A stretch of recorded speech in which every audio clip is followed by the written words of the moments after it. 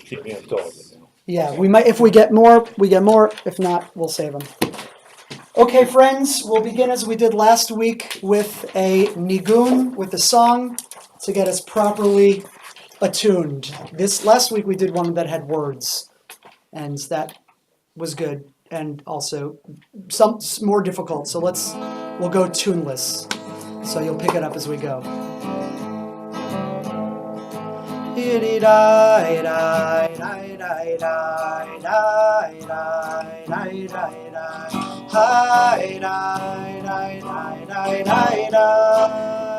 that again.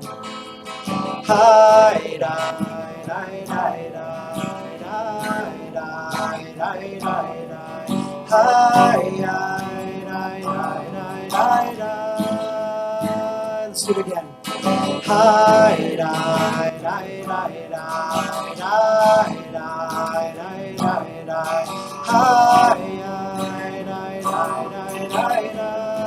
Second part.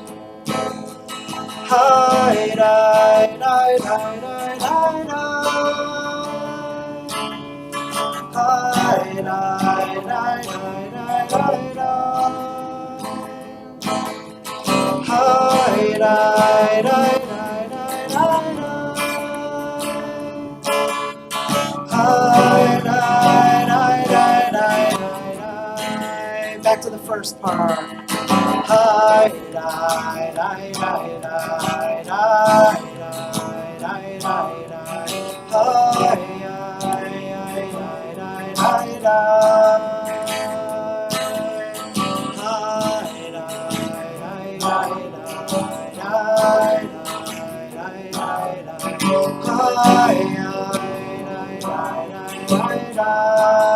Second part.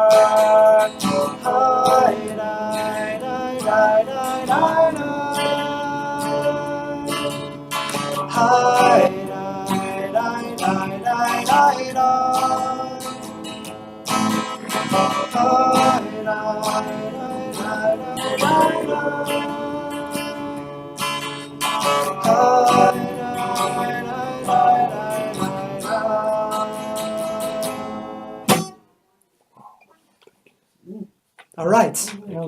Not a bad place to start. Amen. Okay, I'm just going to close the door because there's this other meeting happening, and if you see someone walk in like they are supposed to be in this room, motion wildly for them to come in. So, welcome everyone, folks that were here last week and folks that were not. A pleasure to have everyone here. I'll just say a bit of the same introduction that I said this last week, which is that we are going to be spending 5 or 6 weeks going through one piece of Rebbe Nachman of Breslov's major works called Likkutei Moharan, which literally means the selections of the Rabbi, Rebbe Nachman, who was a 18th and 19th century Hasidic master and author and thinker. It's a somewhat of a lengthy piece, and I spoke last week, and I'll say it again, there's a bit of a tension between, and this is true whenever you study Torah, but I think it's particularly true in Rebbe Nachman, and maybe particularly true when it's a longer piece, in wanting to go slow and make sure you fully understand every reference word idea versus trying to cover ground and try to get a sense of what, in this case, he is trying to do overall.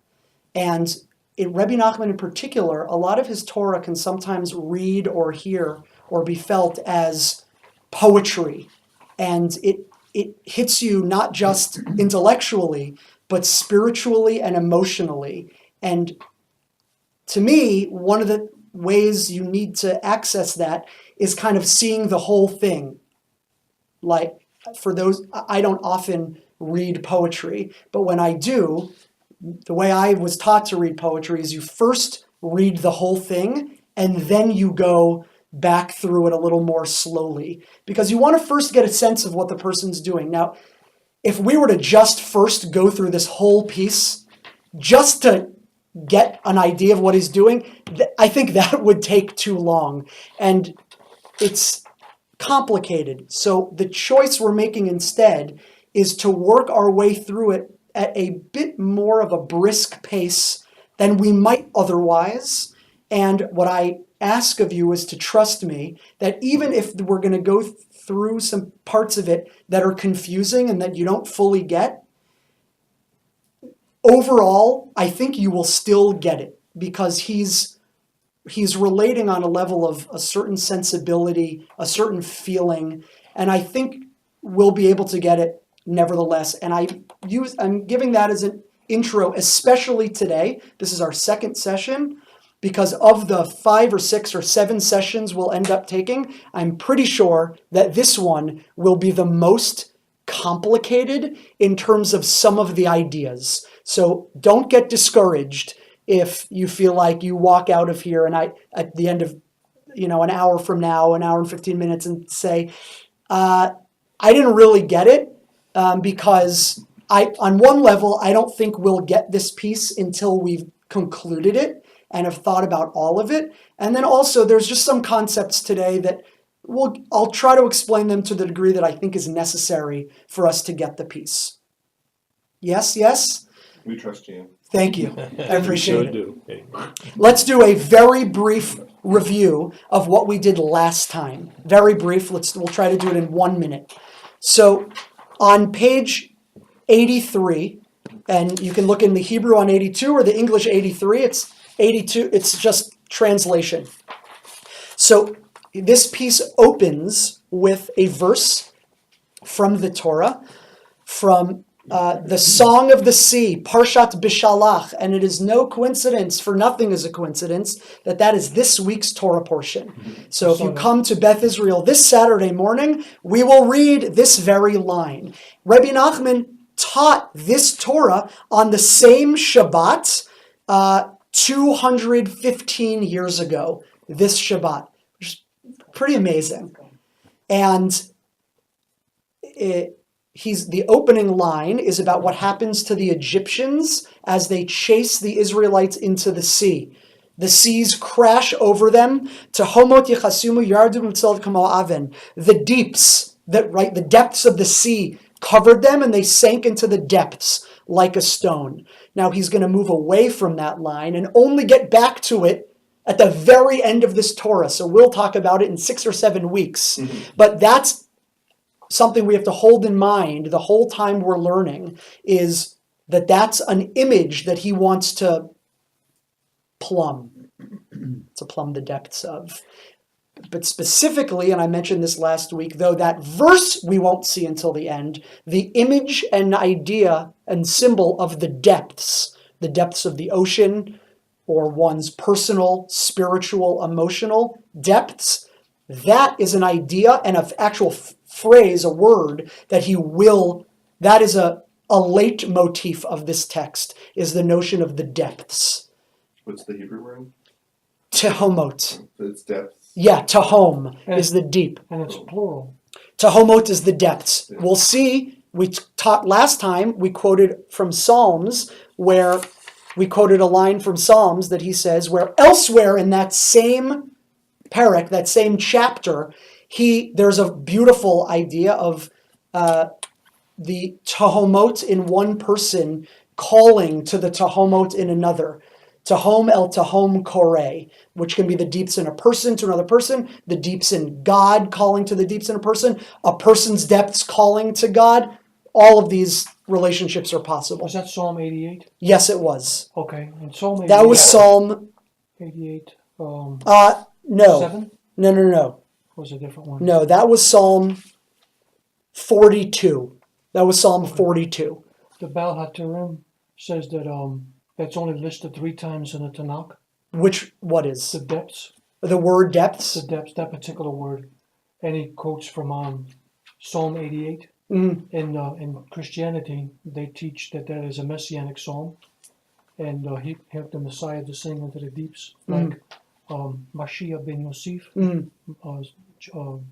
Messiah, son of Joseph. There's 2 different Messiahs, the sages say. And as Joseph would be a type of Messiah, descending into the pit, like when his brothers lowered him there. Mhm.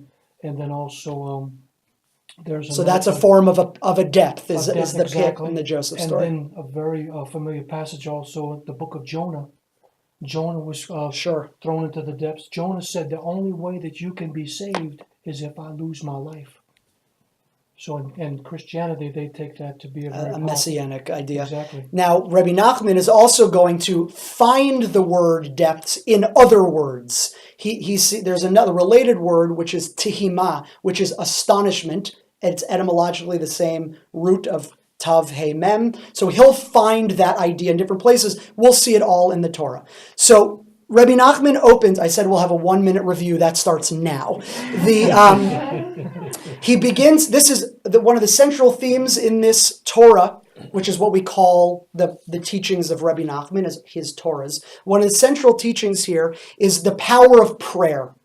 He says the essence of life force comes from prayer. So you have to put all of your energy into your prayer. We discussed last week what exactly does prayer mean, and we talked about 3 possible levels. One is the formalized Jewish standard prayer or liturgy, the davening, coming to synagogue or davening, praying at your home in these standard times. There's the standard notion of prayer. There's also, we talked about the visceral, gut level of crying out to God, whatever that looks like to you.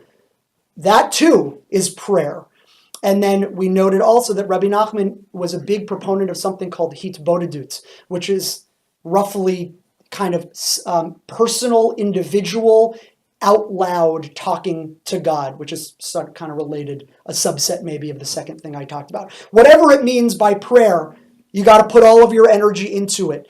And that, in so doing, you get your life force, and the energy of your life comes through that. He then also says that the idea of prayer is integrally related to the idea of faith, emunah. And he cites from multiple passages where the authors of those passages seem to be in a place where they were lacking or they were searching for God. One is King David and one is Moses during the fight against Amalek. And in both times, there's this notion of reaching out to God, which is understood to be a form of both prayer and emunah.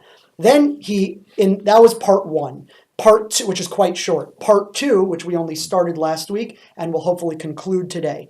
Part 2, he talks about the number 12. There's 12 tribes historically within the Israelite people. And each tribe had its own unique way of speaking to God. The word he uses is nusach, which specifically means a language and style of prayer. We talked about how nowadays we still have different nuschaot, different types of prayer. There's Ashkenazi, there's Sfaradi, there's Sfarad, there's Edot HaMizrach, there's Polin, there's Nusach Arizal, there's different, but originally each tribe, Reuven, Naphtali, Asher, Gad, had their own types and languages of reaching out to speak to God. And he gets citing Kabbalistic ideas from the Zohar and elsewhere, that each tribe not only had their own language of prayer, but their own sort of cosmic or mystical route,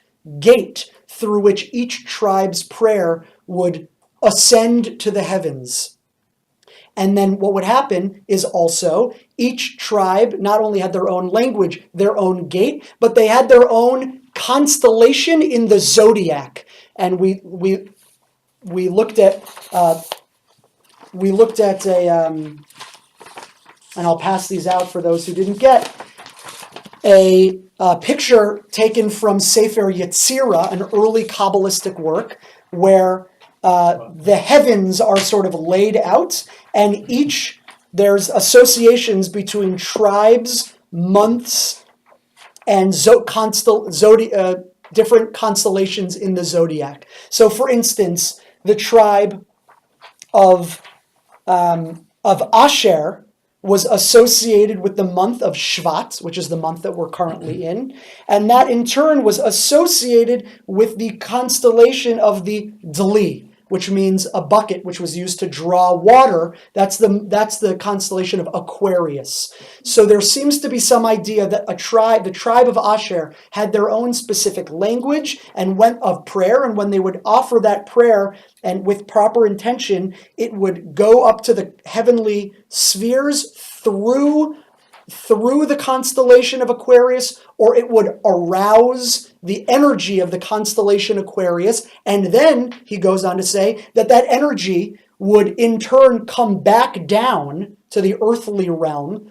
And I said this last week and I'll say it again. I'm using it with my hands, the metaphor of up and down, because that seems to be the metaphor he's using here. But don't be limited in that to that metaphor. This is happening in, the cosmic mystical realms, which are just as much up and down as they are side to side, as they are inwards to outwards, as they, but for now I think it's a helpful visual, and would come, and that energy that you give into prayer comes back, and he says, helps vegetation grow. And he cites a beautiful midrash that says, and this is in the middle of page 85, as our sages taught, there is not a blade of grass below that does not have a star and an angel above, which strike it and tell it, grow. So he cites that midrash as a proof text that even a blade of grass, which you might think is like a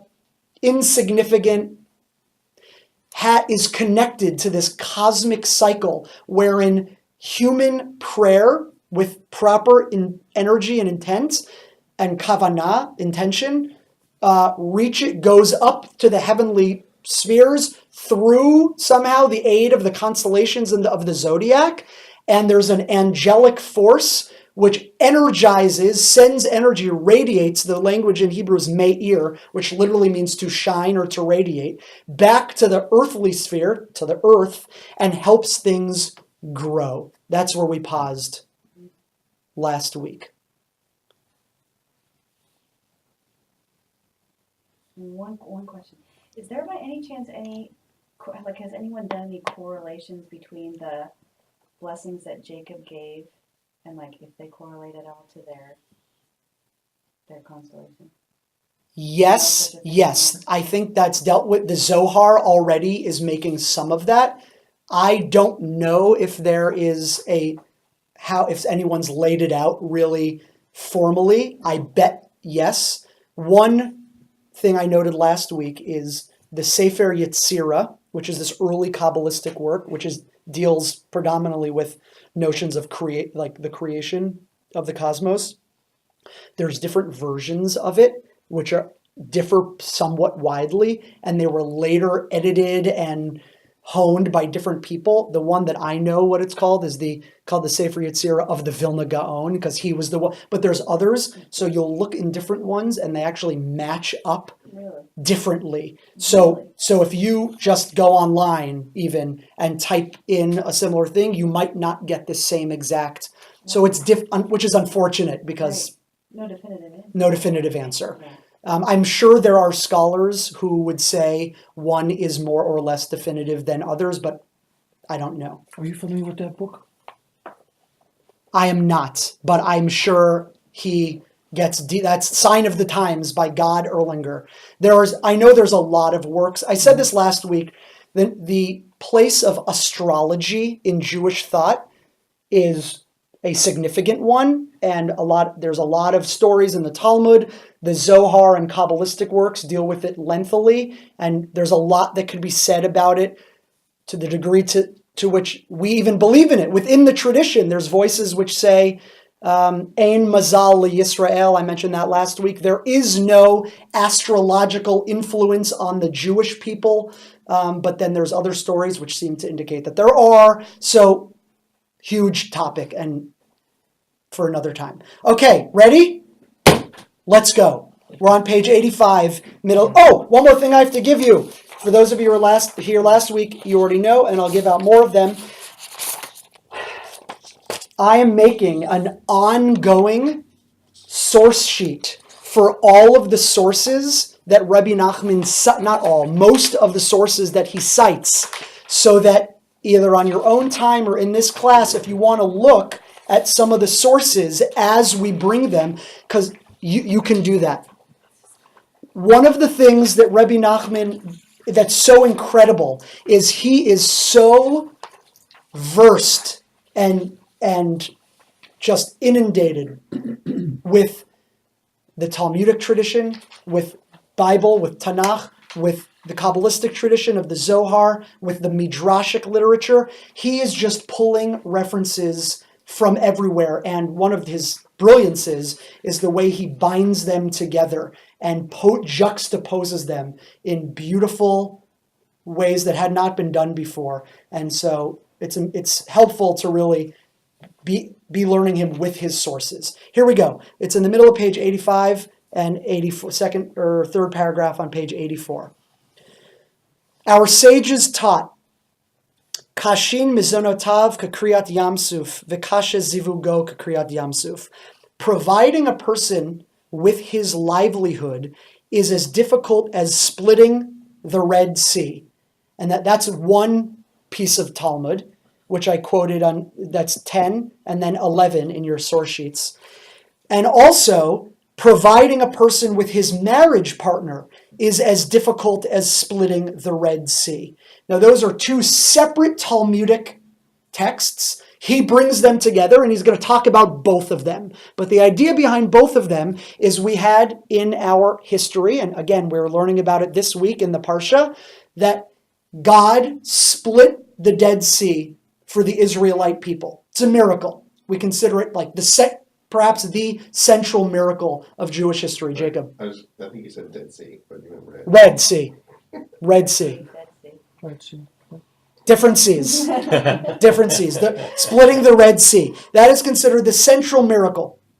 And now he's going to quote two Gemaras which say, you think that was tough? Splitting the Red Sea? So is the miracle of each one of us in this room being able to put food on the table. And you think that's a miracle? Finding a partner, finding a spouse. That's a miracle. It's an amazing, those are amazing statements in the Talmud, that's on the same level of divine difficulty for God. And let's see now how Rebbe Nachman wants to integrate those ideas.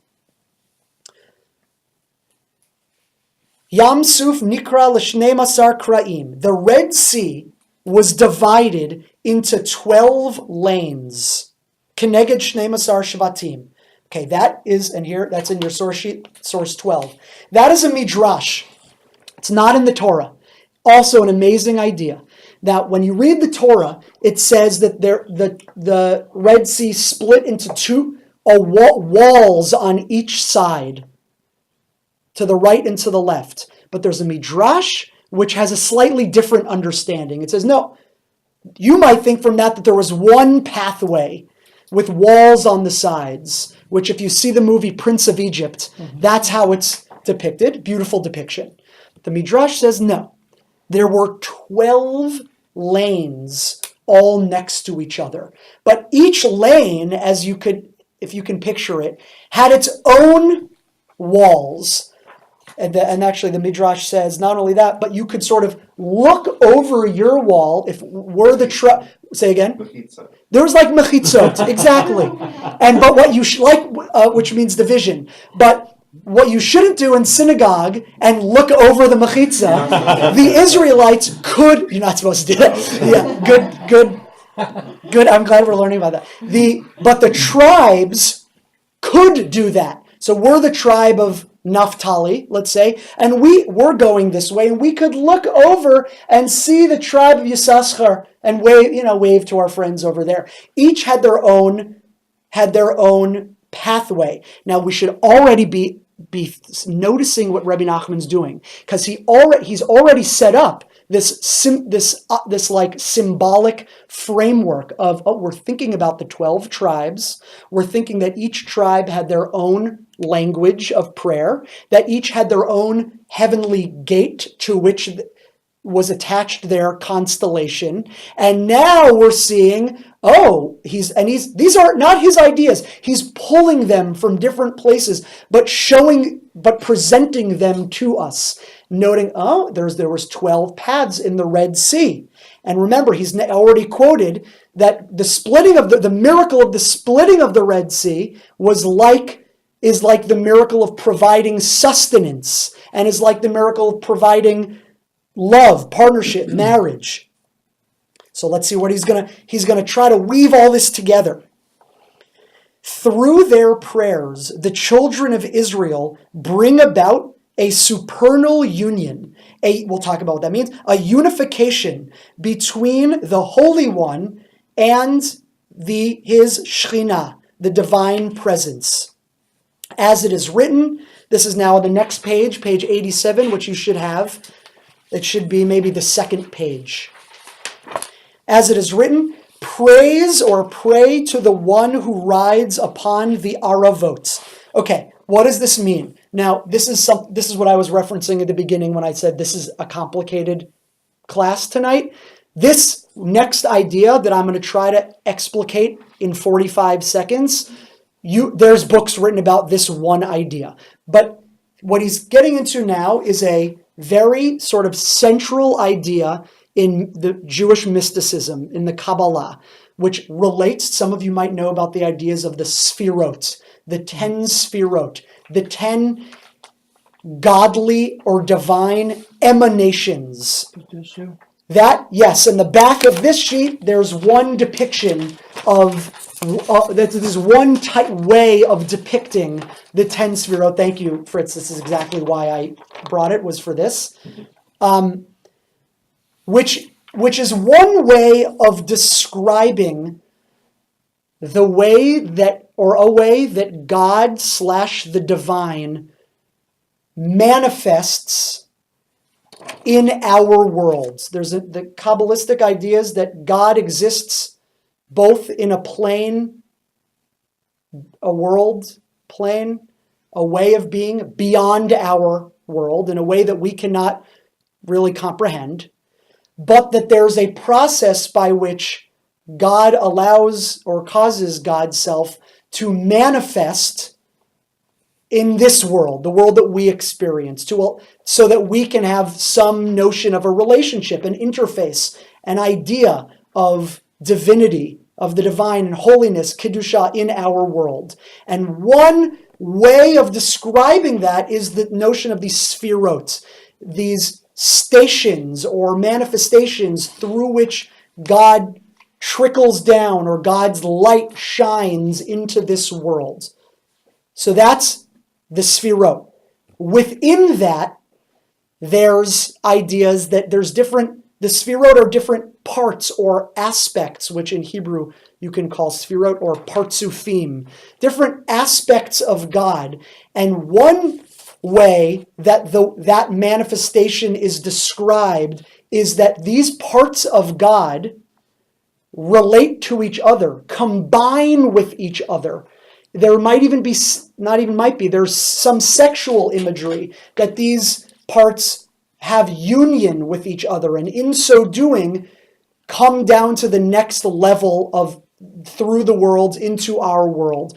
This notion of God is constantly partnering with itself, separating from itself, and manifesting in our world and going up and down. Again, I'm using this, and this imagery has a lot of up and down, but it's not necessarily, some of it's talked about higher or lower, but that doesn't mean better or worse, or, don't get too caught up, I would say, in the hierarchical imagery, because I think that's a false apprehension. Equality would be a way of thinking of it? More on an equal basis, but not higher. Yes, exactly. Don't think about it as more, Now, what's one example? Now, he talks about a central way of understanding this, which is one of these unions is the union between one aspect of God, which we call Hakadosh Baruch Hu, the Kudsha Brichu, which is a male aspect of God, and the Shekhinah, the female aspect of God. Now, these are both aspects of God. El Shaddai. El Shaddai is associated more with the female, but I want to say one thing about that. A lot of these phrases and words and ideas are fluid, and what in one story or one description we'll use one word, we'll use other words in other manifestations. The Zohar itself, the Zohar itself uses many different words and ideas for a lot of this stuff. And actually, though it does use the language of the 10 Sfirot, doesn't present this system in this structured way. That happens later. Kabbalistic thinkers sort of organize it more structurally and fully. So what he's saying here is through our prayers, we cause some of this union, the unification of the Kudsha Brichu, the male aspect of God, with the feminine aspect of God. You can also see on the other side of this sheet, some of this is reflected. The feminine aspect the Shechina is a synonym for the bottom one. It got a little cut off here, which is Malchut. Malchut, which is on this chart, is the lowest aspect of the 10 Sfirot, is sort of is the aspect of God that we can perceive if we merit to perceive, if we can work on our spirituality and our connection such that we can perceive God. We're often talk about relating to the Malchut aspect, which is the Shechina. So we have the word Shechina, the Shechina does come up in the Torah. On the outside of our shul, we have a quote from the Parsha in 3 weeks from now. Ve'asuli mikdash v'shachanti b'tocham. They, you, the Israelites, make for me, God, a sanctuary. V'shachanti. That's the word Shechina. I will dwell amongst them. So that idea of dwell, that's the indwelling of God. What we're able to perceive. I'm throwing these things around like it's, that's the God that we perceive. Bracketing that these are very heady and all of this really needs to be unpacked. But that's what he's doing here. So, now he has a source text. He has a source text from Tehillim, Psalms. Now we're on page 87. From where in the source sheet, it's source 13, where we say about God, sing to God, chant hymns to God's name, extol him, God, who rides the clouds. Now that is a very cool phrase for God. God is the one that rides on the clouds. That is an uncommon description of God. And what Rebbe Nachman is going to quote is from the Zohar that says that is a description of this union between the male aspect of God and the female aspect of God. Why? Who is the next line in Rebbe Nachman? The one who rides, that's Da Kudsha Brichu. That's God, the masculine element of God, and the highest heavens where God is riding, that's the Shechina. Now, there's a bit of sexual imagery here that it's like physically riding on one another. But how does the Zohar understand that Aravot, which is the word for highest heavens, the clouds, God is riding on the clouds. Aravot can mean clouds or heavens. How did we know that refers to the feminine aspect of God, the Shechina? Next line of Rebbe Nachman. That word Aravot refers to the Shechina, the feminine aspect of the divine, in whom all the supernal colors are nitarev, blended. That word Aravot is related to the word Erev or Eruv, which means a blending together. The Eruv that allows us to walk around in Metairie is because all the houses and the municipality or the parish blended together ownership of this domain, allowing us to carry on Shabbat. So too, the Shechina is a blend of all of the colors. What does that mean? Without getting back to this, it's understood that the different sfirot all are associated with a different color. By the way, so too every month is associated with a different color. But the Shechina, Malchut, is all the colors. It doesn't reflect its own color, but doesn't shine its own color, but reflects all the colors in a blended, which is such a, in my book, gorgeous, powerful idea. So that's Malchut. So Rabbi Nachman says, you see, when you, so he says, look at that verse in Tehillim, in Psalm 68. It says, praise to the one who rides upon the highest heavens, which he is using for his purposes. It says it's a proof text that you pray to, it's not that you're praying to God who rides the heavens. It's that through your prayer, you cause God to have a union with the Shechina, whose nickname here is the highest heavens, because heavens is aravot, which means blended, the blending of the colors. Do you see? It's incredible. But that for him was one line. And it takes a lot you have to like pull it out. But he's going to keep running right now. But for him, that was just one line. And again, I just like dropped on you like it was nothing. Yeah, and every sphere has its own color, and every month has its own color. Like, we could, and we should, when this is all done, in months from now, we could have a whole thing, let's talk about the colors. That'd be so cool. It's so cool, right? And it's very deep and beautiful. I've learned just a little bit about it, but I love what I've learned. But my point being, there's so much here, but we're just trying to kind of to go with it. So let's keep running a little bit. I want to finish this big paragraph, and then we'll pause to like take a breath, do questions, etc. But we'll run a little bit more. Commensurate with the divine union a person brings about through his prayer, so he in turn is granted his marriage partner and livelihood. So this is, Rebbe Nachman is now actually just repeating an idea he already said, but he's introduced some new language, so he's able to just expand it a bit. But it's the same idea, namely what?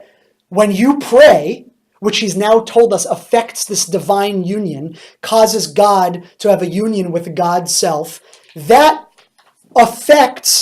causes divine light, energy, to radiate back down to our world to give us what we need, namely marriage and livelihood.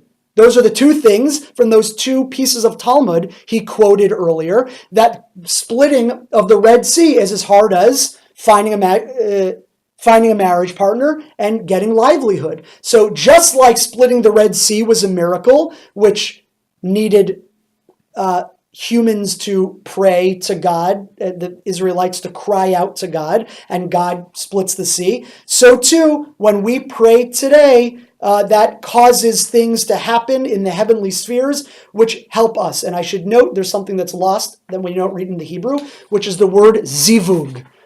The Hebrew word zivug means partner, and that was the word used both for causing God's union, but that's also a reference to marriage. But it's also a general term. Rebbe Nachman is using it generally to talk about all of the things you're matched up with in your life, your job, your friends, where you live. Rebbe Nachman believes you need to pray for all of those things. And not just before you get them, after you get them. Meaning you can be in the same job for 50 years. Rebbe Nachman believes you should constantly be praying for that it improves, that it stays good, that your everything you need. You should. So zivug specifically means pairing or partnering up, and with the notion with marriage specific, but he's using it broadly also about livelihood. So let's finish. And because there are 12 different versions of the prayers, right, one for each tribe, finding one's marriage partner is therefore compared to the splitting of the Red Sea, which was also divided into 12. Okay, let's pause there and just questions, comments. Let's talk a bit, and then we'll do a couple more paragraphs.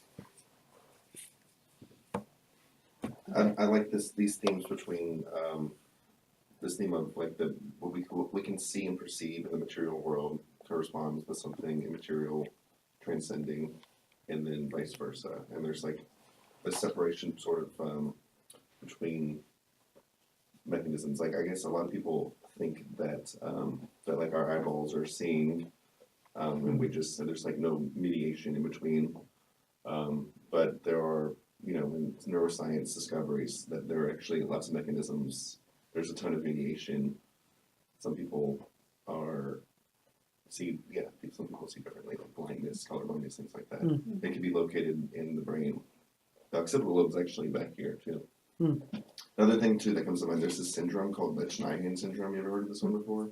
It's really weird, very rare genetic thing, but people can't help it, but they actually kind of intentionally do themselves in, and it's allowed neuroscientists to realize that there's a difference there's a different part of the brain that knows what's right and wrong, and there's another part that acts on it. What is it called? Likkutei syndrome. It's named after the scientists who discovered, which is the incorrect way to do it. You're supposed to name it after the first, First victim. case. Yeah, first case. That's like the respectful way, but Likkutei, Mr. Nachman. Wow. Nice. That is interesting. But anyways, that's what I'm thinking of a little bit. That just sort of breaking down all these parts. We think it's so like connected, but if you break it up into the parts, you realize this, then this, then this, then this, and this, and it kind of maybe comes back down. Yeah, it's interesting what you're noting because what I heard in what you said, and especially the example of it not working.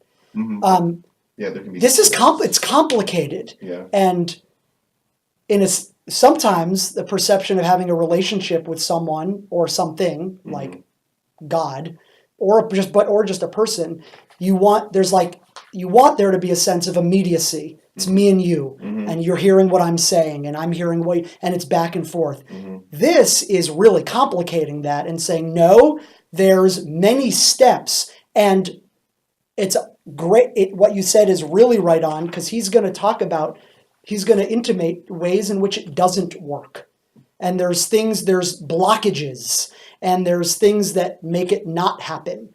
And then he's going to talk about, well, then how can you make it work better? And his answers will be interesting. But so I think you're absolutely right to note that it's more complicated than we might want it to be. Beautiful. Is Yeah, this like the different cheese and energy centers in the Eastern? It's the same thing, isn't it? I'm not a person to speak to that, but there's definitely many people who have tried to sort of map Eastern understandings onto this.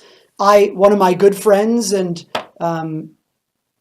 teachers, and one of the first people who really introduced me into Rebbe Nachman he's named Daniel Feld. He spoke here on Shabbat Shuvah this past year and the year before. He lives in Israel. He's a sort of Chabad-born acupuncturist, educated in Chinese medicine, and he's a chassid of Rebbe Nachman's as well. Rebbe Nachman, not so much in this Torah, but elsewhere, talks lengthily about the body. And he'll have an entire Torah about the lungs. He'll have an entire Torah about the kidneys.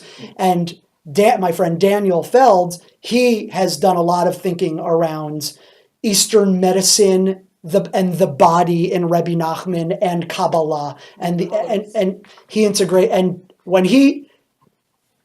I don't know the first thing about Eastern medicine, but when he talks about it, I'm totally sold. Daniel, if you're watching this, you know that I am sold on it.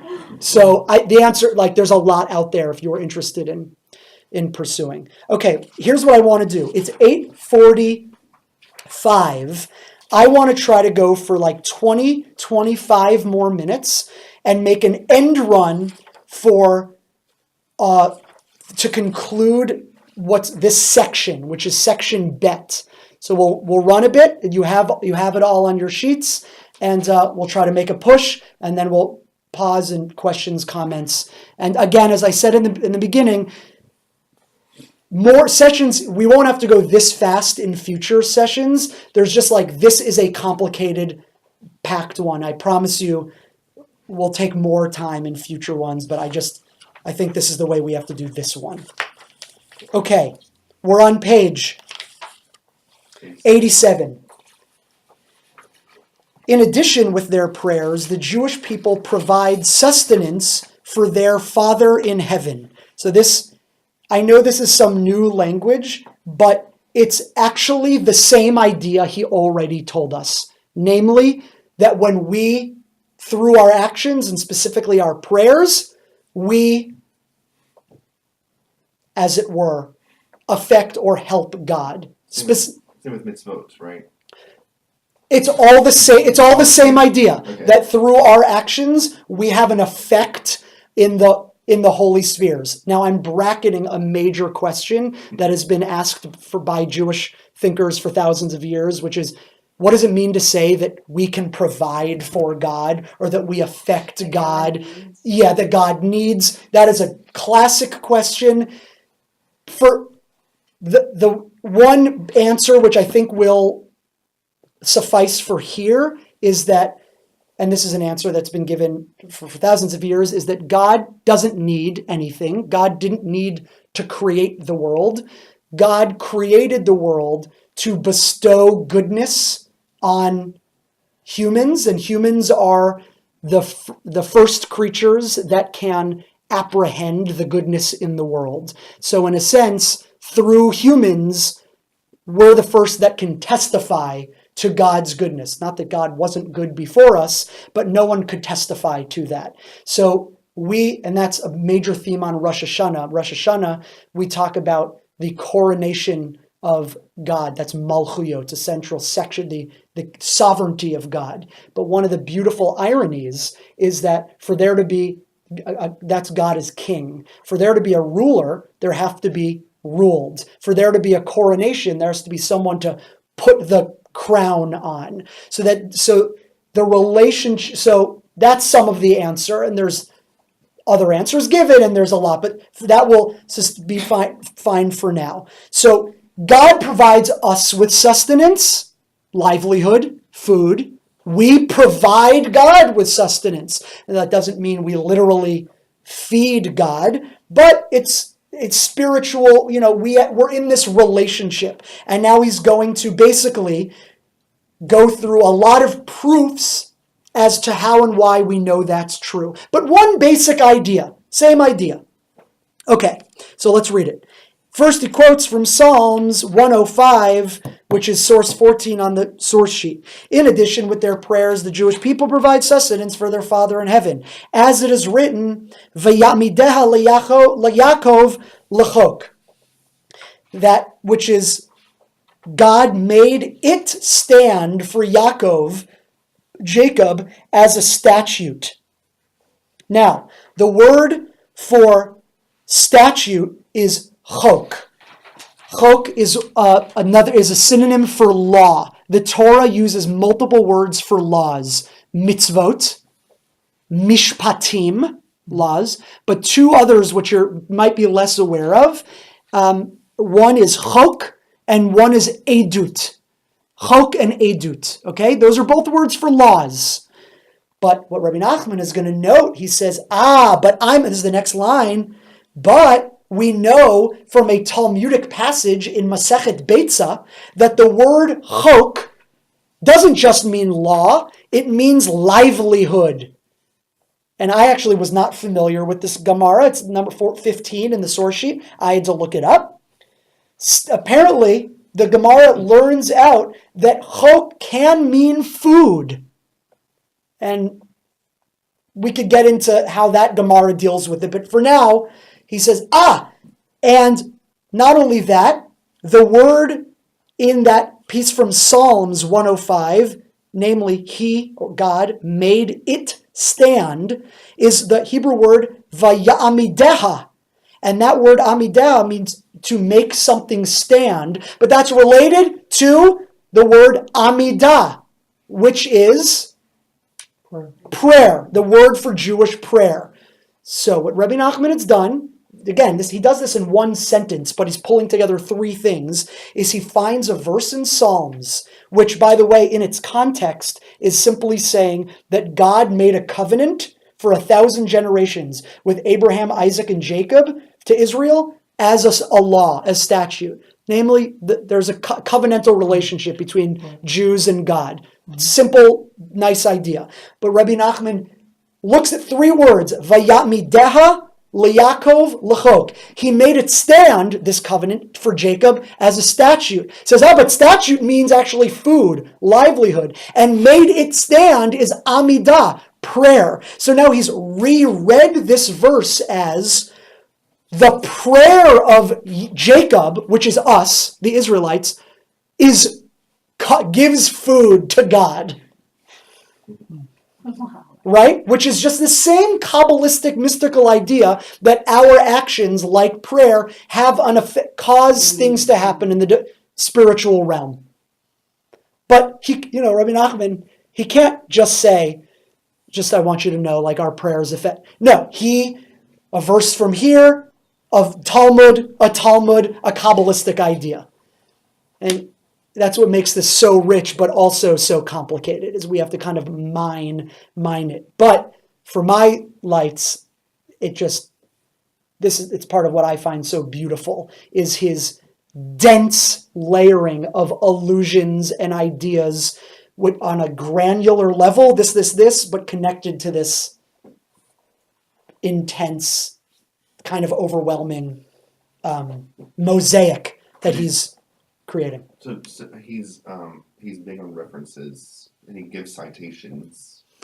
Some people just kind of just go on a little monologue and they pretend like they came up with all of it on their own. My understanding is that it was Rebbe Nachman's, and I will check this for next time, that it is Rebbe Nachman's principal student, who is known in this world as Rebbe Nathan, who transcribed all of these Torahs, that he is the one who, like a fact checker. to some degree, and then this version that we have is even further annotated and edited by these people, and some of whom, like I know of Chaim Kramer and Ozer Bergman because they have a lot of stuff online. I am subscribed to Reb Ozer's podcast, which I recommend. We have an anonymous offer for perhaps to sponsor Reb Ozer. Skype, he lives in Jerusalem, Skyping in to one of these sessions at the end of for questions. I mean, he is one of the world's leading scholars and Hasidim, students of Rebbe Nachman. So, but you're right. Podcast? Jewishness 148. That sounds really obscure. It's a reference to an aspect of Rebbe Nachman's teachings. So then what did he burn? So Ellie is referring to, it's well known that in this literature and about the biography of Rebbe Nachman, that he composed writings at one time in his life, which he then had burned, and before he died, and we don't have it anymore. Do we know why? There's this book. I don't know enough to answer, but I know that people have thought about it.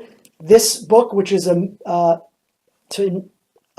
biography called Torah Master by Rabbi Professor Art Green, talks about it, and also Roger Kamenetz, who came to the class last week, he wrote a book where he talks about it as well, though he's drawing on this book and speaking with Reb Ozer Bergman. The book is called Burnt Book, that Roger Kamenetz wrote, is called Burnt Books, and it's his thoughts, studies, and ideas on connections between Rebbe Nachman and Franz Kafka, who also burned some of his own writings. And I don't know if we have a definitive answer, but I think there's theories and ideas behind it. But Yeah. he didn't burn this stuff that we're talking No, about. correct. Exactly, correct. And and some of these Torahs, like this one, were really his own words, verbatim, written down, and other ones were sort of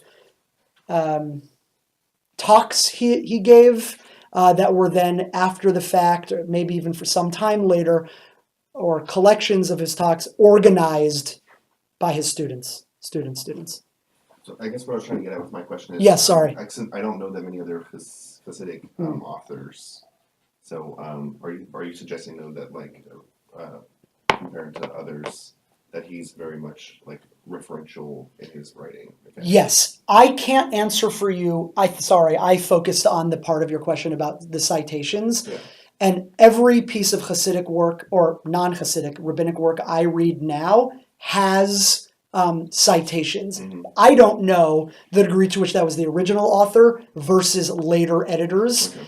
But yes, in my humble experience, Mm-hmm. he is at the more extreme end of density of references, Okay. like per square paragraph. Right. Absolutely. Okay. Absolutely. Yeah.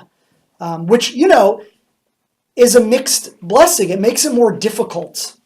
Like there's other writings which are more accessible. This is difficult stuff. And, this book that we're working off of also has these fantastic notes. I also have a version of Likkutei Moharan just in Hebrew with no notes, and I can read it and understand what it is saying. Like I know what the words mean, but it's very difficult for me to penetrate what he is trying to say. I certainly really need to read this with help. In this case, these notes provide a lot of help. When I've been to shiurim classes with rabbis teaching it. Yeah, that was long-winded. Okay. Another paragraph where he's going to do a similar thing. This is the meaning of, now he quotes again from somewhere else in Psalms 16 on your source sheet. They guarded his testimonies and he gave them a chok. This is a reference. If you look on this source 16 on your source sheet, we sing this every Friday night in our synagogue. Moshe v'Aaron b'Kohanav, U'Shmuel b'Korei Shemo.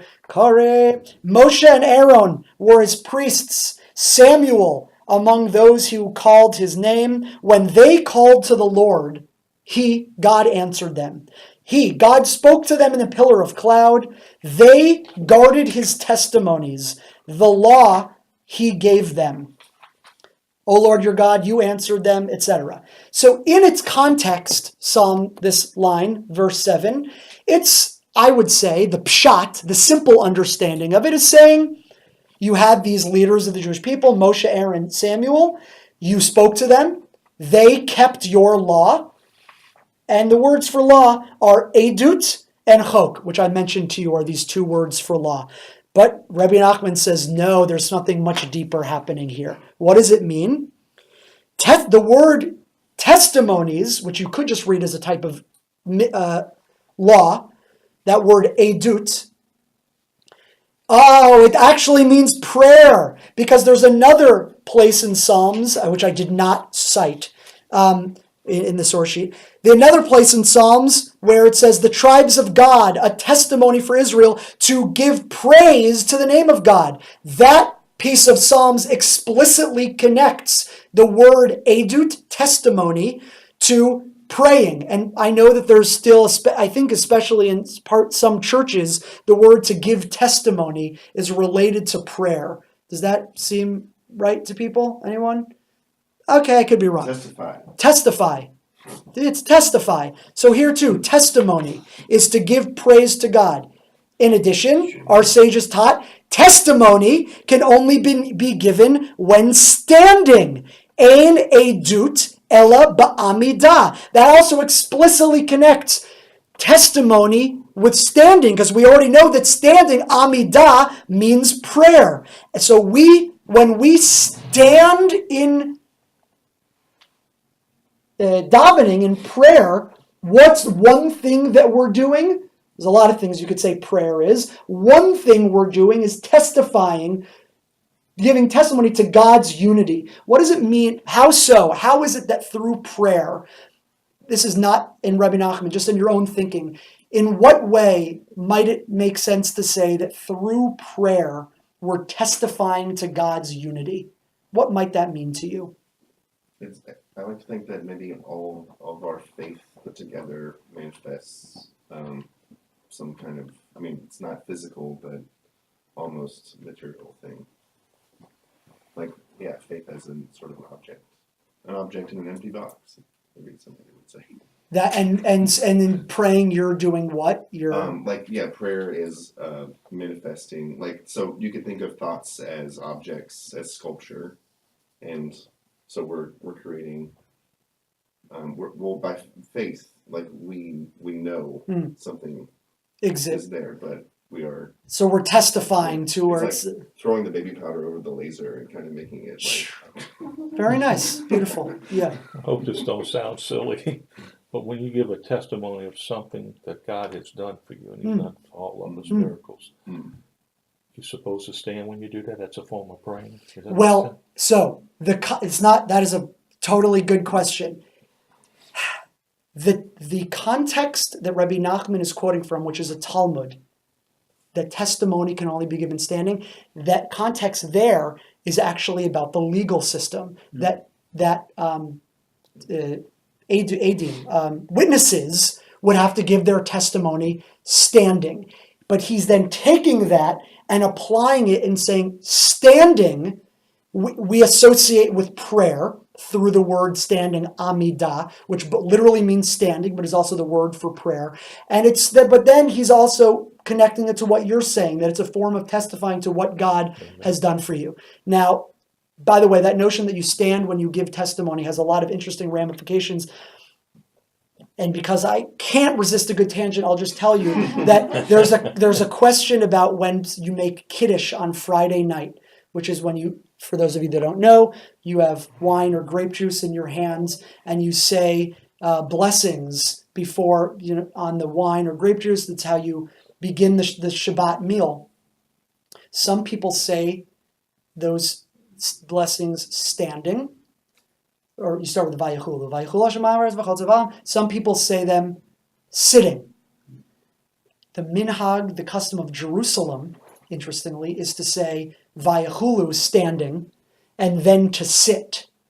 And the reason for there's conflicting halachic, which is Jewish law, values at stake. We have a general idea that you want to sit for Kiddush because there's an idea that you should make Kiddush, this blessing, where you eat, as close as to where you're going to eat as possible. Where am I going to eat? In my chair right here. So I should make Kiddush in my chair right here. But what's the other value? That when you say Kiddush on Friday night, you are testifying to the notion that God created the world. Because what is Vayachulu? You're quoting from Genesis chapter 1 and 2. And God finished creation and created the seventh day of rest. So that's why the custom of Jerusalem, which tries to split the difference, is, and by the way, I think that is the way to do it. I love that, unless you have your own custom, in which case that's the way to do it. But is to testify. You start by testifying, and then when you're done, you sit. Savri Baruch Atah Hashem. So that's your testifying. Then that's ein edut ela ba'amidah. There is no testimony except when, other than, meaning the way to testify is standing. Standing means prayer. Testimony is prayer. So, and God gave them a chok, but chok doesn't just mean a law, it also now means bread. So too, when we stand, when we pray, we are sustaining God. We're testifying to God's unity. We are praying to God. Bottom of the page, and to the extent a person sustains his Father in heaven, that's a name for God. Aviv Shebashamayim, God. Sustains God with prayer, so he in turn is given his sustenance. And that's the same idea we've said. You pray to God, you give energy to that world, it causes these levers, these tick, tick, tick, tick, like, right? You imagine like dominoes move here, it goes up to this level, like it's all moving, shines up to this level, constellation, light, angel, God, zooms back down, you get what you need. Thus, The sages taught, and now he's just repeating what he already said, a person's livelihood is as difficult as splitting the Red Sea. In other words, sustenance is divided up into 12 pathways in accordance with the 12 prayer versions of the tribes of God. So that's one new thing. Just like our prayers are 12 different tribes that go up in different ways, so too the divine Shefa, it's a word I haven't used yet tonight, I think, like Shefa is divine flow as we experience it. Shefa is a beautiful word. It's like overflowing abundance in our life. We should all experience Shefa in every day. This divine flowing that we receive. It comes down, it too comes down in unique ways. So all of us maybe receive that differently. Please. This is like a really kind of fashionable thing, but has anyone ever heard of the 5 languages of love? Yes. Eric Chapman? It's kind of like hip right now, right? I just think it's kind of funny to also kind of like think about that some people have the gifts and the perceptions to sort of hear some things maybe clearer and louder than other people, but we all have our language. Beautiful. Yeah. Beautiful. I think that's a brilliant metaphor. There's one problem, and no one said it last week and no one said it this week. I would love if it's like what Jacob just said, which is all of us have our own way, and it goes up in its own way and it comes down its own way. By the way, I believe that to be true. What's interesting is Rebbe Nachman he seems to very specifically be talking about the 12 tribes. And as we mentioned last week, we don't know what the 12 tribes are anymore. There's the Kohen Levite group, and then there's all of the rest of us, which is, we call ourselves Israel. We're all Israel, which is lovely. I love being in Israel. But if you really believe this, then take it at its surface level.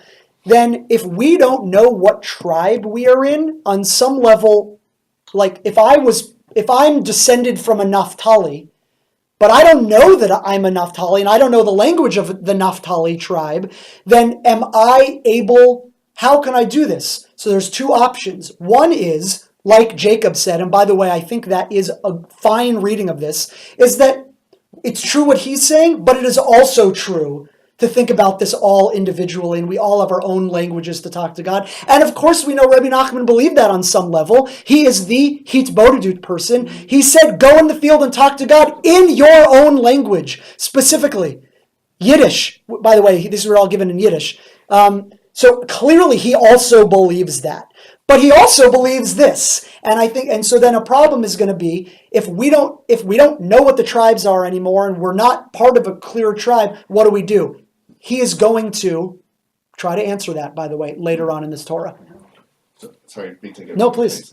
But I guess another thing that comes to mind, especially when we were looking at this diagram of the 12 astrological signs parallel or analogous in some kind of way with 12 tribes, it's also pretty fashionable and trendy to be into astrology and to like ask, like in the romantic dating world, like what's your sign? And people think that there are signs that like are compatible, but another like sort of some people say don't just read your own what do you call it, horoscope. Read everyone's horoscopes, like read your partner's horoscope to understand better what they're going through and kind of stuff. I'm kind of like interpreting this as there's 12 languages, there's 12 tribes, there's 12 ways to send and receive. Definitely be strong into the one that you're naturally given, I guess, but try to learn the other ones, and you'll just be more fluent or something. Oh, that's beautiful. Yeah. That's a nice answer. Could that be the different tribes had their own customs, and they're like the Sephardim have one way of singing songs and praying, and the South American, the Latin American Sephardim are a little bit different, and they, for an example, have rights on Passovers, okay? And in each of those 12 lanes, there's a slightly different way of getting to the same thing. Beautiful, beautiful articulation. And I think the answer, again, I think we would say the answer is like yes and no. Yes, in terms of, in our day and age, you look at the different groups, from like ethnic, sort of historically, Jews ended up in North Africa, Jews ended up in the Middle East and Arabian Peninsula, Jews ended up in India, Jews ended up in China, and they all developed their own unique, and America has its, and there's Sephardi and Ashkenaz, and I think, so yes, I think that's the closest we have today to understanding this, and that is a beautiful way of understanding it. And I would just also say, and he at least seems to be talking very specifically about this notion of 12 tribes. And we'll see, he's going to that's going to keep coming up. He's going to talk about that in the future. And there's one idea of the messianic future, that the Messiah will be able to determine what tribe every person is in. And by the way, the Messiah will do that using the sense of smell, which is very interesting, which is fascinating. But and I said last week that whenever you come to this class, I ask that you don't shower for days before, because I want you to come so that when the Messiah comes, it'll be easier. Okay. But with the low water pressure, that's Right, exactly. Very good. That's why God made it so there would be. Okay. Let's go a little further. I don't know if we'll be able to finish 2, but let's just go a little further before we break for the night. So at the bottom of page 87, you see it's in brackets and bold. It says Abba Binyamin. So by the way, the editor of our copy here, this isn't in the Hebrew, but Rebbe Nachman is about to quote from it. So the editor, I think, wisely shows us the source text. This is from Tractate Brachot in the Talmud. Abba Binyamin said, "All my days I was very concerned about 2 things. About my prayer, that it should be close to my mitah, my bed, and about my mitah, my bed, that it should be positioned between the north and the south." Meaning, Abba Binyamin, a rabbi of the Talmud, a sage, would position his bed north-south, not east-west. That's a statement of Abba Binyamin in the Talmud. Rebbe Nachman assumes that the reader is familiar with that piece, so now we are. We'll see what Rebbe Nachman wants to do with it, and I'll fill in a bit as we go. Here we go. You should now be on the top of page 89. Do people see it? It takes considerable merit for a person to be able to send his prayer up through his tribe's appropriate gate. In Hebrew, tzarich lezeh zchut gadol, meaning you need help to send your prayer up through your appropriate gate. It ain't easy to do that. You need help. And that fact, and not just us, the people around this table in Metairie in 2018, even Abba Binyamin, the sage of the Talmud, felt he needed help to get his prayers up through his appropriate gate, which is why he said, "All my days I was concerned about 2 things. Al tfilati shetehi samach lemitati, that my prayer should be close to my bed." Now, the simple understanding in the Talmud that his prayer should be close to his bed, in the Talmud discusses, and if you want, you can look after on, this is source 17, understands him to mean what? That his prayer should be close to his bed, that he would try to pray soon after or soon before Going to bed. waking up, going to bed. Right. You're supposed to. You're supposed to. And we derive you're supposed to, maybe he's specifically talking about the Shema. Anyway, pray soon after you wake up. So you can read that into what he said, right? That he would try to make sure that his prayer was close to his bed. Okay?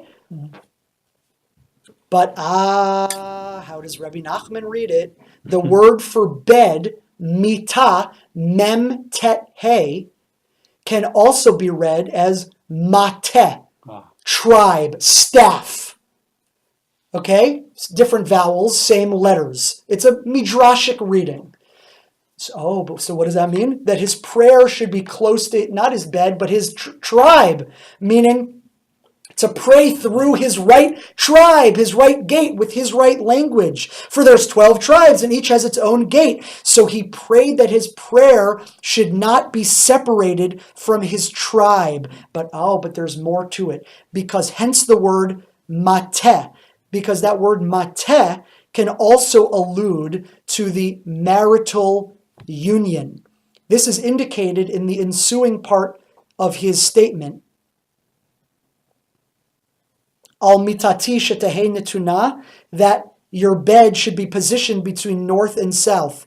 Mitah corresponding to marital union. So Rebbe Nachman's reading this Gemara of Abba Binyamin, the story of his bed being positioned a certain way and his davening. Again, it's very intertextual, interwoven. There's something about when you should pray, right before you go to sleep and right after you wake up.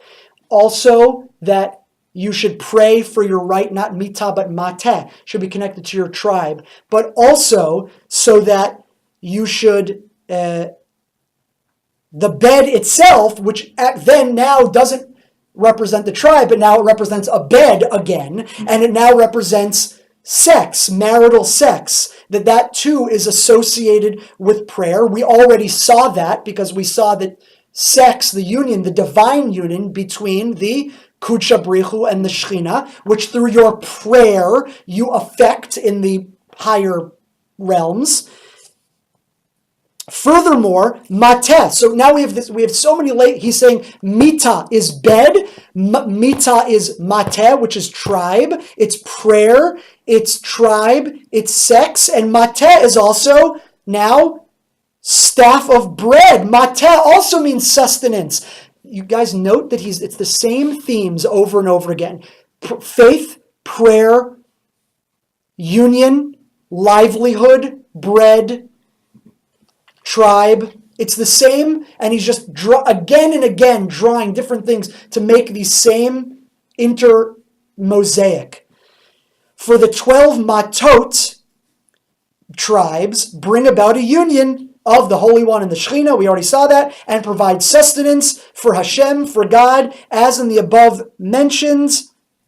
Kashes zivugan v'kashin b'zinotav. His marriage partner is as difficult as the splitting of the Red Sea. His livelihood is as difficult as the splitting of the Red Sea. Same idea, right? He's not necessarily adding that much new here. He's just adding like little new nuances to the same general idea. Now, if this wasn't hard enough already, let's just say this real quickly and we won't dwell on it. Abba Binyamin also prayed, the end of the Gemara was that he merit the 2 tables of wisdom and prosperity. That's later in that same Talmud, that same piece, that his bed should be positioned between north and south. Now, this is tapping into a whole other thing that we won't get into, but the notion of north-south also has Kabbalistic ideas. The rabbis discuss, there's an argument, where is God in the north, south, east, west? Which I think many of us would say, what's the answer to that? Everywhere. God's here, God's there, God is really everywhere. Turns out that is one opinion in the Gemara. The Gemara says, one rabbi says God is in every direction. But there's another opinion that says, no, God is more manifest on the east-west axis. What does that mean? Clearly we believe, certainly we understand on one level that God, of course, is everywhere. So what do they mean to say that God is more manifest in the east-west axis? That's a question for another time. But there, Rebbe Nachman is saying, when Abba Binyamin said he places his bed north-south, he's tuning into this Kabbalistic idea that God's axis is the east-west, and therefore somehow putting your bed north-south, and I read different commentaries, either that's a way to either like attune yourself, you're like more attuning or aligning yourself with God, or it's a respect issue that when the bed is used for sex, it's disrespectful to be in the same alignment of as God is manifest. So if the bed was east-west, these are such awesome ideas, but I'm going to shake my lulav differently next year. I'm glad that Jacob's the first person to say the word lulav, because a lulav of course, is comprised of different plants, one of which is the aravot. The aravot, which is one of the plants, and that's the same word for the Shechina. So that here, that one goes up and down. Right, we talked about north, south, east, west, but there's also, we shake in 6 directions. Okay. So Abba Ben Yamin also was tuning into that, because there's also a Gemara that says when you want to become wise, you should face south in your davening. If you want to become wealthy, you should face north in your davening. Okay, let's finish this piece in 5 minutes. I think we can do it. Let's make an end run. Let's go. Now, this gets back to something Fritz asked the question last week about Jacob and Joseph and the sons. And the dream, do you remember you talked about the dream? This is now, and I said, Rebbe Nachman talks about that later. Here we go. Okay. Yaakov, who's Jacob, who's Israel, who is the father of the 12 tribes. That's very important because we've been talking about the 12 tribes. But if you think about Jacob, who is the father of the 12 tribes, we realize he had he was connected. What Rebbe Nachman is going to say is he is the root. So I guess that would be below the tree. Somehow if you look at a family tree, he's on top and then they come down, right? But he's the connector of all 12 tribes. Yaakov, Jacob, shu kalul kol shnei masar shvatim, hayudea kol mata mata b'shar sho. Jacob, in whom all 12 tribes were collectively embodied, knew each and every tribe at its root. Bishvil zek tivbei. This is so gorgeous. I'm worried that it's going to knock your kippas off your head. Okay? Jacob, at the end of his life, the Torah says, Jacob gathered up his feet into his, page 91, bed. Now, just so you know the context, it's in your source sheet, verse 21. This is the end of his life. Jacob is giving blessings. Eli, you referenced did you say something about the blessings or was that Jesse? The blessings to each. So he's also on some level aware of that here in this Torah. So Jacob gives blessings to each 12 tribe, and what's the last thing he does? He draws his feet into his bed, and then he dies. Though, of course, in rabbinic literature, it doesn't say vayamat, that he died. It says vayigva, like he drew his last breath. So some people say that Jacob never fully died. Okay, whatever. But that's not, Rebbe Nachman is not going to talk about that here. He gathered his feet up into his bed. Now he says, feet? What are feet? Feet are prayer. Because he cites from Psalms, Tzedek lefanav yahalech, righteousness walks. Righteousness walks. So walking, feet, Jacob's feet is prayer. So what does this mean? That when it says he brought his feet into his bed, prayer into his bed. Hainu shayam asayf kol tefillah kol achat l'shorsha. That Jacob, Yaakov, gathers prayer to its roots. Jacob gathers prayer to its roots. Remember how he began this little section. He said, "Sarich lezeh zchut gadol sheyizke adam lahalot tfilato derech shara shayach l'shivto." It takes some considerable merit for your prayer to go to your right gate. So an example of someone who was able to do that was Jacob. Yaakov was able to gather his children's prayer. He kind of helped other people's prayer go to their right spot. Yaakov here, this is prefiguring or foreshadowing something he'll talk about later, a big theme in Rebbe Nachman, which is the notion that there's someone in your generation that helps you, who's not you, someone outside of you, that helps you and your prayers go the right way. This is the notion of the tzaddik, the righteous person of the generation. We'll talk about that at length 2 or 3 sessions from now. But Jacob is someone who could do that. We're almost done. Yaakov also had the power to give a portion of the 3 portions of the world to Joseph. As it is written, this was by the way, the blessing to Joseph that we just talked about, that Jacob gave before Jacob died, that to Joseph he said, I give you one portion. The word for portion is a Shechem. It's a portion. It's also a person's name in Genesis, but fine. I give you a Shechem over and above your brothers. Why does Joseph get an extra portion? Oldest? No. Not the oldest, but something special about Joseph. He was the firstborn of Rachel. So he is special in his father's eyes. Joseph has two sons, Ephraim and Manasseh. They both get a blessing. They have 12 sons too. And they also do, but they get, of the 12 tribes, Joseph isn't counted. But Ephraim and Manasseh are. But Joseph is their dad. So in a sense, Joseph gets double. Because two of his sons get counted. So he gets like double. So that's the pshat. That's what Yaakov is saying here. But, what is Rebbe Nachman noting? That the word for portion is the word Shechem. And Shechem, which is spelled Shin Kaf Mem, he's going to say is an acronym.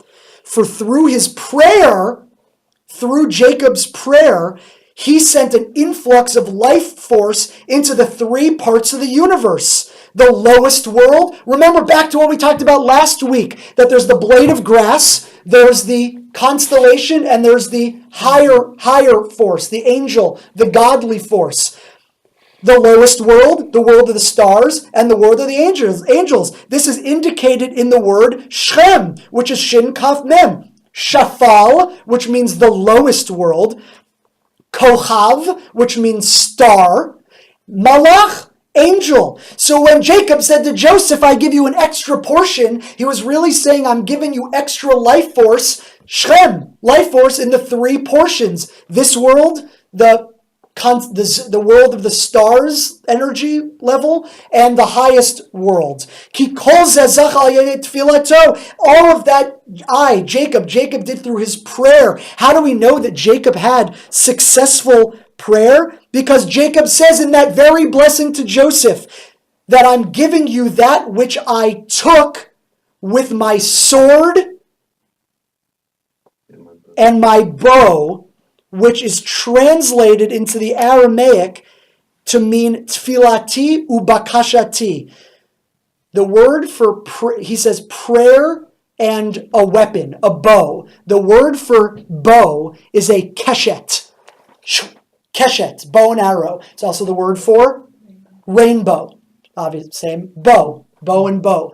But keshet, kashti, which literally means with my bow, can be read as not kashti, but bakashati, my supplication. So Jacob says, I earned this power, not through fighting, but through prayer. And I bestow it to you, Joseph, in these three levels of the world.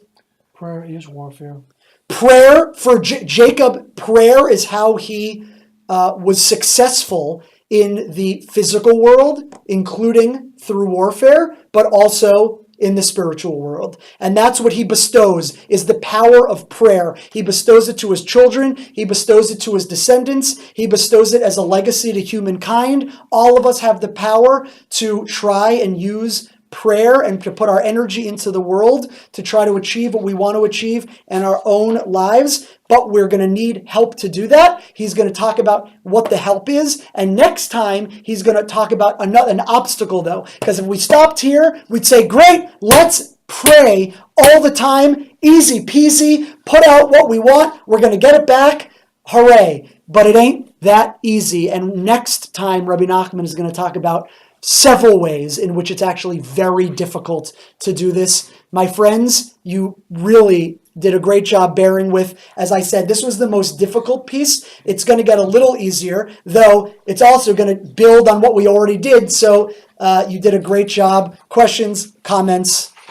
You mentioned that Jacob in his last breaths drew his family together and combined all the 12 roots for one deal.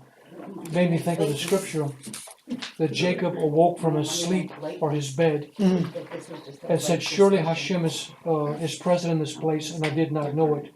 And he became frightened and said, how awesome is this place?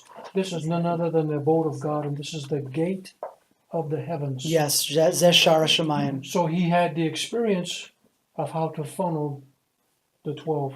Very nice. Was given access, given insight. And by the way, not to get too, also Yaakov is understood to be associate one of the correspondences in this diagram is that Jacob corresponds to the middle section of Chesed, Gvura, Tiferet, Netzach, Hod, Yesod, the Zer Anpin. Jacob is also seen not just as Jacob, but as the masculine, what we said before, the masculine element. And his wife, Rachel, he had two wives, Rachel and Leah, and also Bilhah and Zilpah, who were mothers of other of the 12. But Rachel is also associated with Malchut and the Shechina. So their union also is another manifestation or a level, a lens with which to see all of this. So you're right to bring that in. This is all happening. Jacob captured and brought to maturity what his grandfather Abraham possessed and what Isaac possessed, and he brought to full maturity. Absolutely. There is no mistake that he is the third in that chain. And I don't want to bring it all back to this. I don't necessarily always, I don't always see things in this mindset, but Avraham is all, in another understanding, Avraham is understood to be chesed. Right, and Isaac. He gives. He and his wife Sarah are considered the paradigms of giving, loving kindness. Isaac is gvura, which is strictness. He's sometimes referred to as pachad Yitzchak, the fear, the awe of Isaac.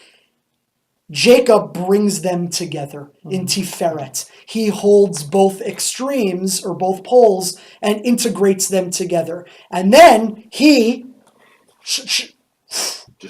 distributes to the 12. Friends, see you next week. Oh, we can't ask more questions? Yes, ask more questions.